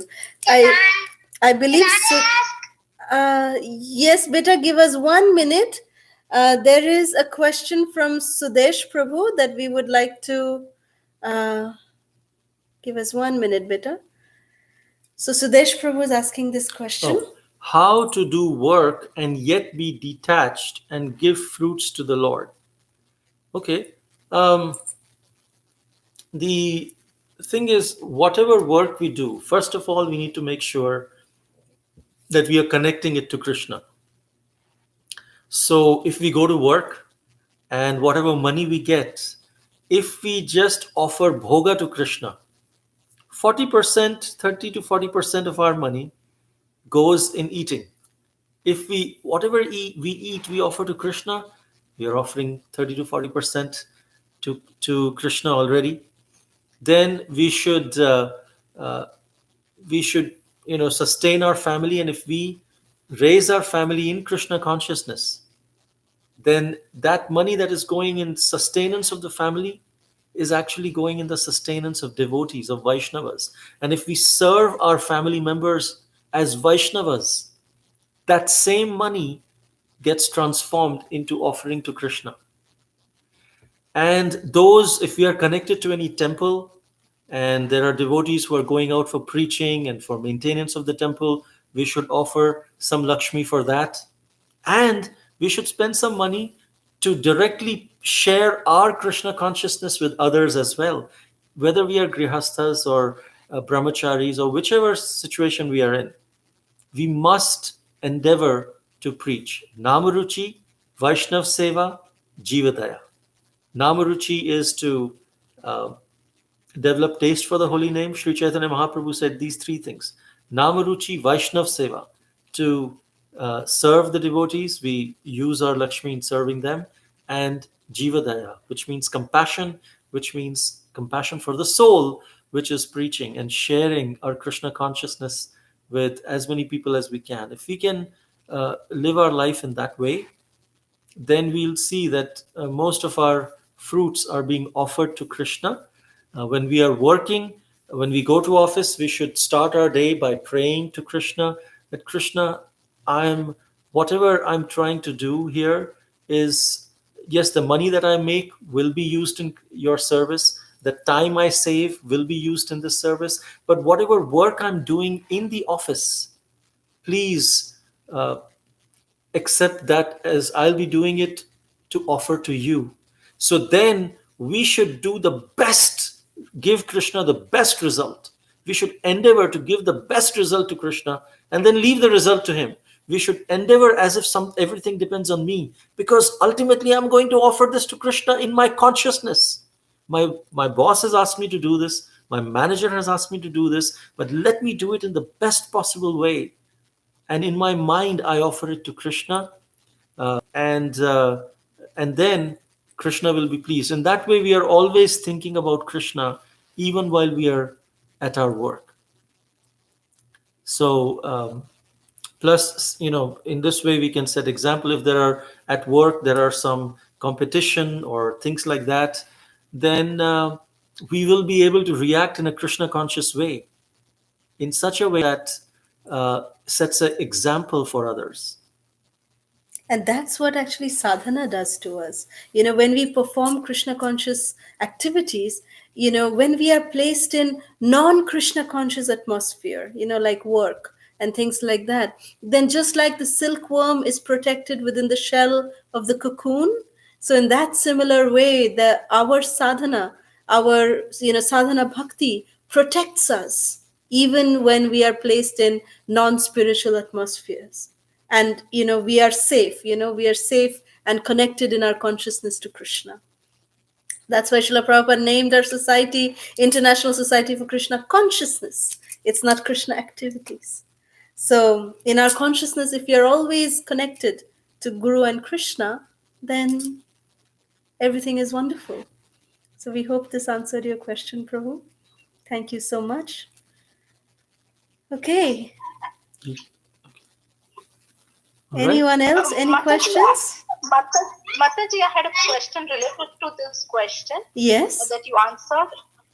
So, like how you explaining about the consciousness. So sometimes, like we don't know what we want. Like sometimes when we are, like supposing I'm in a temple, I'm listening to the lectures of Krishna consciousness. So in my mind, I will think, oh, I want to become a good devotee, and from tomorrow I'm going to chant extra rounds. And I feel like doing every activity for Krishna. Like right now, I'm listening to your lecture, and I'm like I want to do everything for Krishna. But at the very next moment, if I go out and then if I go to some party and then I stand there and I'll like, oh, you have a very nice chandelier, or this is a nice party, like something material you go to. So then your mind, your consciousness changes right away. Mm-hmm. So then in like I'm talking about myself, sorry. Mm-hmm. So like in the same mind, I will think, oh, really I have to do devotional, but even I have to do material because I'm in this material world. Mm-hmm. So how would that help, Mataji? Can you explain?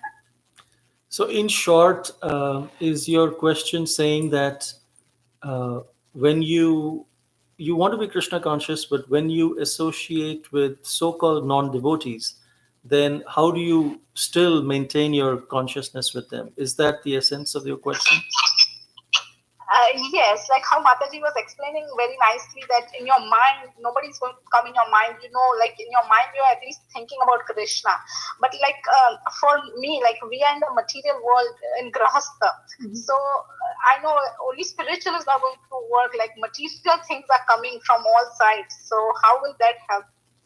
Yes, so actually we should not live a material life and a spiritual life. For devotee, it's not like balancing material life and spiritual life. Then we are living two lives. That's not what we want.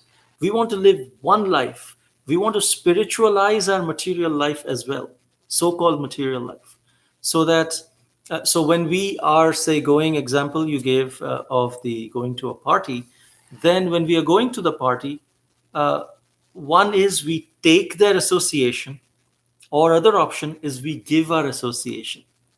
So when we are going there, we should try to uh, give our association to our friends and relatives, and not general. Not that does not mean that we should wear tilak and discontinue all of these things and go and make a show of Krishna consciousness, but in our attitude, in our love that we are showing, we should always remember we are representing Krishna.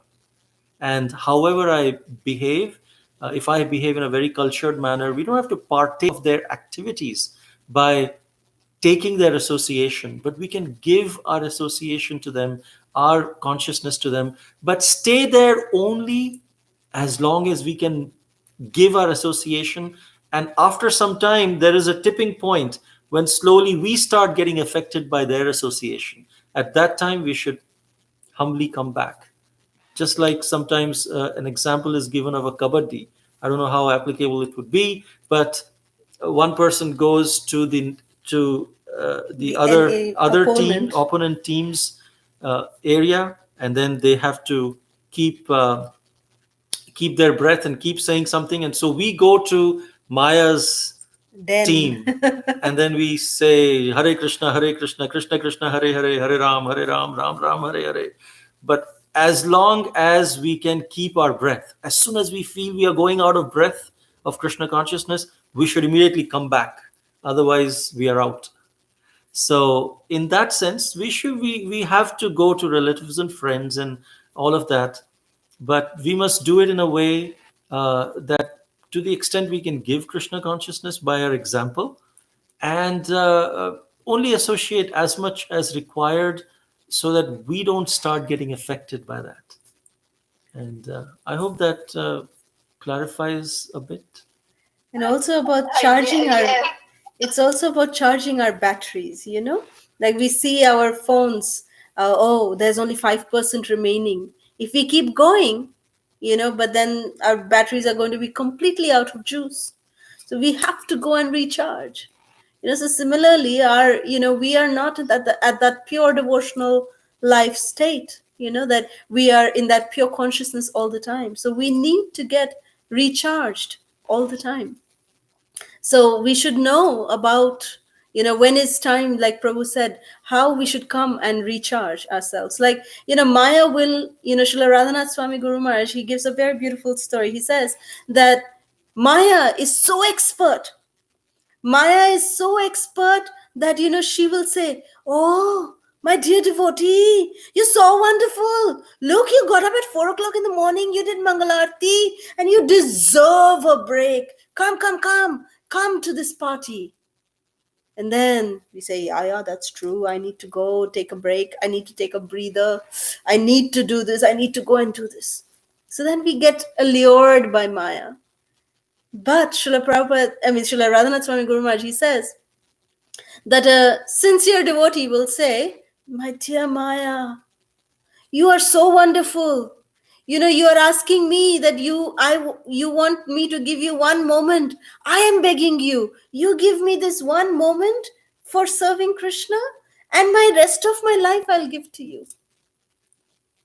So, Maya's counter offers are needed to be given by the devotee. So we need to know, how to stay in the association of, when we are in this association of so-called non-devotees, because everyone is a potential devotee.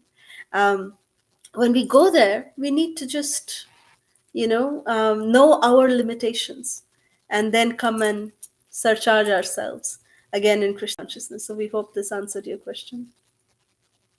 Yes, so wonderfully answered. Thank you so much. I got a lot of inspiration from the answer. Thank you. Thank you. Thank you so much. All right. So if there are any more questions? Prabhuji, sorry if nobody has a question. I just have one more question. I don't know if I'm asking too many questions. No, that's fine. Please go ahead. Shall we end? Okay. This is a question about karma. So how Prabhuji was saying, like when you were explaining the 4:7 and 4:8 verse about yada yada hi dharmasya. So it was about you were explaining about karma. So like how karma works for everybody, your bad karma, your good karma. So but on the other side, Krishna said that if you surrender to me, like I will take away all your sins and you will come to me. So how that karma works, like because we have to pay, everybody has to pay for their karma, like good or bad. So if you can explain about the karma. Yes, it says about karma, vikarma, and akarma. There are three things. Karma is sukarma, meaning if we perform any activity. Karma has three divisions: sukarma, vikarma, akarma. Sukarma means you perform good activities according to the scriptures and you get good results. Then vikarma is to perform activities, whimsical activities, not following the scriptures, you get bad results. Akarma is such that you perform an activity and you don't get any material result. That is devotional service. That akarma has the potency to nullify the sins and good results and good reactions and bad reactions in one go by performing a karma. So that's what Krishna is saying. If you surrender to me, that's a karma. And then Krishna will take away all the sins that are binding us to this material world. Does that make sense? It's if we perform a good karma, we perform one bad karma. Do you think the good karma nullifies the bad karma? No. We will get the good result of the good karma, we'll get the bad result of the bad karma. But if we want to nullify the karma, what to do? That's when akarma or bhakti or devotional service comes into picture. When we perform devotional service, it fries all the uh, reactions which are in different stages of its fructification. Some reactions may be in the seed form of the activities that we did in the past. Some may already be bearing fruit. All of them will be destroyed if we perform devotional service. So basically, Krishna is giving us a way out of the loop of Janma Mrityu Jara Vyadhi. Krishna is giving us a exit. He's giving us this exit through this devotional service. So we hope that answers your question. Yes, thank you so much, Haribo. Haribol. And Garima, yes, you have a question.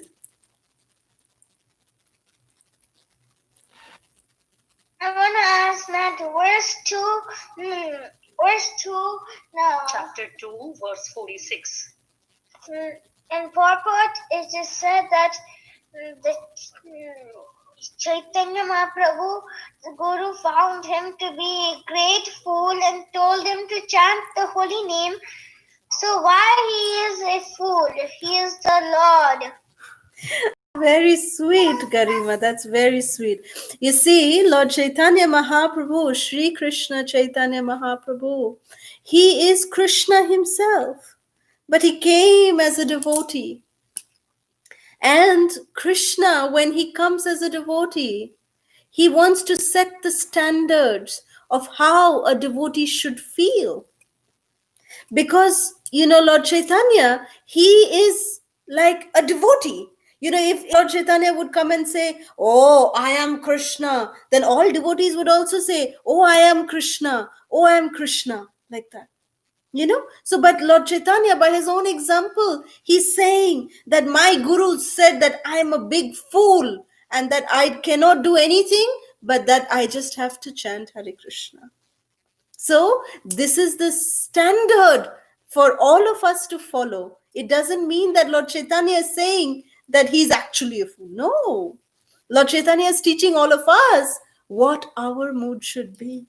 That we should consider ourselves to be fools in front of our spiritual master.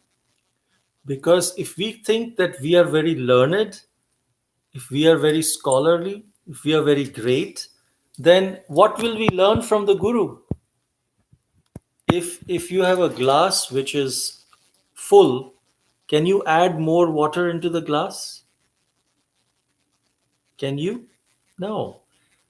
You can add water only if the glass is empty. Similarly, when we consider ourselves as full, then it's like empty glass. Now the guru can pour all the water and make us a wise person. But if we go say with a full glass and say I'm also wise, so the guru will say, all right, then why are you coming to me? You're wise. Does that help, Garima? I hope this answers your question. Yeah. Okay. Second question. How did Srila Prabhupada took sannyas after his guru left the earth planet? Who gave him sannyas? Srila Prabhupada, he took sannyas because Srila Bhakti Siddhanta Saraswati Thakur appeared to Srila Prabhupada in a dream and said that you must take sannyas. And the way that we can take sannyas, I mean, men can take sannyas, even if the guru is not physically present, they can take from a god brother. So Srila Prabhupada took sannyas from one of his god brothers. And just like how after Srila Prabhupada's disappearance, there are so many ISKCON gurus who have taken sannyas, but from senior of their god brothers, like that. So that's a wonderful question, Garima. Thank you. All right. So there is Papa here who has given a question. Please give more examples of akarma. So more examples is what we are doing right now. It's akarma. Hearing about the Lord, chanting about Krishna, Shravanam, Kirtanam, Vishnu, Smaranam, Pada Sevanam. To remember Krishna, that is akarma. To chant Hare Krishna, that is akarma.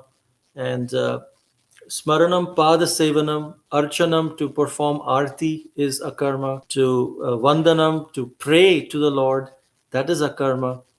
Archanam, Vandanam, Dasyam, Sakhyam, to be a servant of the servant, to serve the Vaishnavas is akarma. Serve the devotees of the Lord, that's akarma. So these are some of the examples of akarma. Okay, any more questions?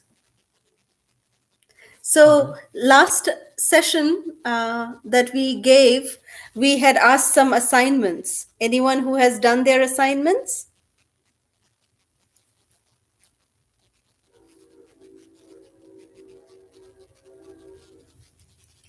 Mataji, you told to memorize those verses. Yes. I cannot memorize, but I read those verses. That's good. That's very good. Thank you. Thank you for your sincere endeavor in reading the Gita Mahatmya verses. Thank you, Mataji. Thank you so much.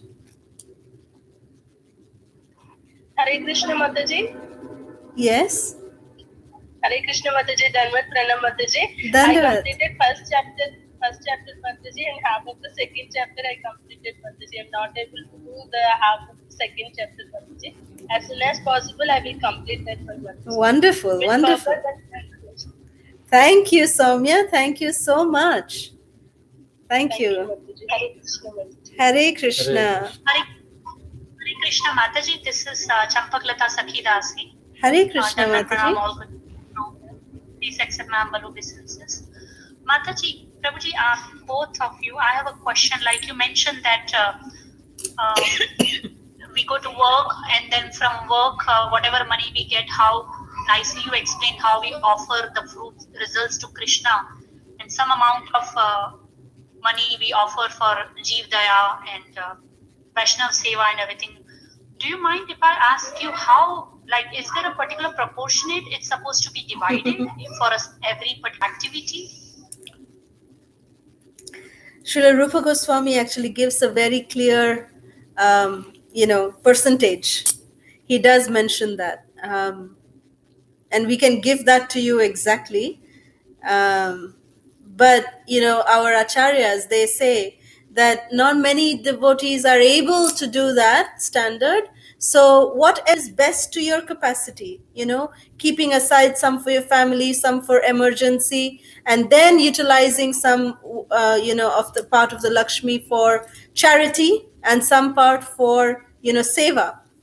This is something very, very important that is important for every grihastha to do. So it is based on, also family responsibilities. Sometimes, different devotees have different people have different responsibilities. So after seeing all of that responsibilities, whatever is best to your capacity, if you can do that, that is what is best. That's what Srila Prabhupada has finally said in that purport to Srila Rupa Goswami Pad's, description of the division of the percentages. Now, a thumb rule could be that we should give in charity to the temples or to others for spreading Krishna consciousness, or even ourselves, to the extent that it starts hurting. Which means if I'm able to give 100 rupees, yeah, it's not a big deal. Okay, give me 100 rupees. That's fine. But can I give, if I give $200, would that hurt me? So I should go a little bit till it hurts. Get a little Because bit out then of our comfort zone, basically. that is our purification. That is where that is the zone where our purification happens. If we just stay in our comfort zone, yeah, I'm comfortable giving just this much, and that's okay. A little bit of a pinch, not too much. We should not go in a panic zone that, hey, $200 is a pinch. Let me give $1,000, and now suddenly we don't have anything to eat, anything to this. We shouldn't go in the panic zone, but just enough that it pinches a little. As soon as it starts pinching, we know, yes. So This is always how be we in the meditate. stretch zone, because if we are in the comfortable zone, then we tend to become very complacent. So we try to avoid being in the complacent, in the stretch, in the comfort zone. Try to always keep ourselves in the stretch zone, but don't get into panic zone. Hope that answers your question. Thank you so much. Related to that, I wanted to ask you, Yes. what actions would be in Jeev Daya? Like Vaishnav Seva, I little bit understand, but Jeev Daya. Jivadaya is basically, Jivadaya is nothing but, in just simple terms, it's preaching activities. If we are able to do preaching programs, like, say, for example, if you're having any programs in your home where you're inviting new people, you're preparing prasadam for them, that is yourself using, your Lakshmi in Jivadaya. So if you're not able to do it, then offer some Lakshmi to some preachers who are engaged in different preaching activities, who can use your Lakshmi in making prasadam and giving to others, or, in making some big pandal programs. Of course, given the current pandemic, we are not doing that much, because of social distancing. But, there are devotees who are utilizing so many different preaching platforms. So some kind of contribution to them, helping them, because they are stretching so much. So if you want to offer them, and, so this is called Jivadaya, basically, helping in some kind of preaching activities. And ISKCON is a preaching mission. So if you do any service in ISKCON, it ultimately goes for preaching. So Jivadaya means compassion to the living entities. So any activity done for the benefit of the living entities. So I hope that answers your question. Thank you so much, Prabhuji Mataji. Thank you. So we have a question from Murthy. Yes. This Navaveda Bhakti is not indicated in the chapter 12 of Bhagavad Gita. It talks about two types. Can you please explain? Yes, I think this is a wonderful question. We would be happy to explain, but we'll have to be a little bit patient. We are in the third and fourth chapter today. Tomorrow we'll cover fifth and sixth. When we come to 12th chapter, please ask this question again, and we will be very happy to explain the answer. Right now, it'll be a little premature. So just wait for 3-4 days more, and this will become relevant. Thank you for your question, though. Thank you. Yeah. So we have a question from Rajeshwari Mataji. Hare Krishna. What is the difference between akarma and Shuddha Sattva? Can you please enlighten? Okay, so akarma is the set of activities that you can perform, and Shuddha Sattva is is the consciousness in which you perform it. So there is the mode of goodness, mode of passion, mode of ignorance, sattva guna, rajoguna, tamoguna. Above sattva guna is shuddha sattva. That's the stage of consciousness of a pure devotee. And a pure devotee performing akarma activities like hearing and chanting. Some may perform akarma in the mode of goodness. Some may perform akarma in the mode of passion.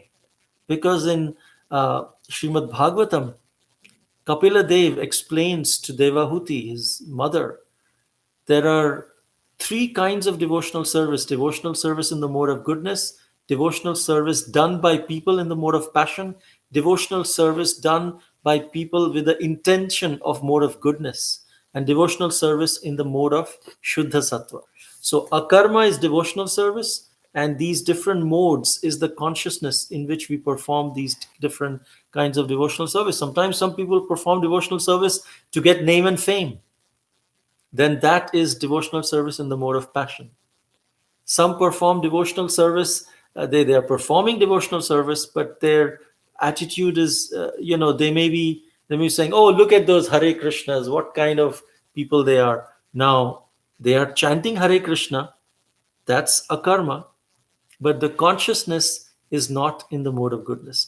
But Srimati Radharani, Srila Prabhupada, all of our acharyas, they are performing a karma, hearing, chanting, all of these things, bhakti, in Shuddha Sattva consciousness. I hope that answers your question. Thank you very much. We have another question from Rupam Kedia on YouTube.